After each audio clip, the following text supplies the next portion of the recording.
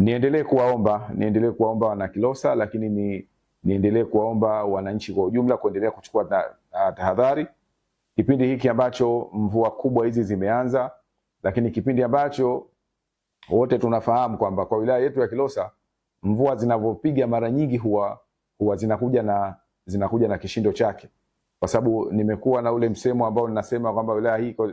iko sawa sawa na kuwa ni bakuli. Maji yanayotoka milimani, yanayotoka mabondeni huko yote yanashuka hapa kwetu, ambapo ndio mkondo mkuu wa kupitisha maji kuelekea Dar es Salaam. Kwa hiyo ni kipindi ambacho wananchi wanatakiwa kuchukua tahadhari sana.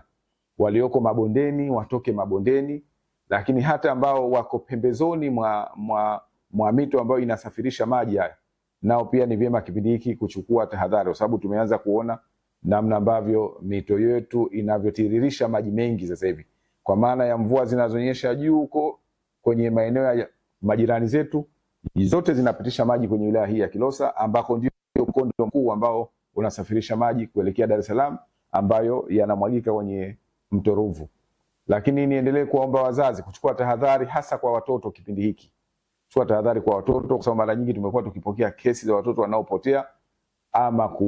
kusombwa na maji, ama watoto ambao wanapotea wakati mvua zikinyesha, hasa kwenye matukio haya ya upepo zinavovuma. Kwa ni vyema wazazi tukaendelea kuwaelimisha watoto wetu na kuwajengea uwezo, ili wakaweza na wao kuchukua tahadhari ya kujikinga na madhara haya ya mvua, ili Mwenyezi Mungu atuepushie yasiendelee kuacha athari yote ndani ya wilaya yetu.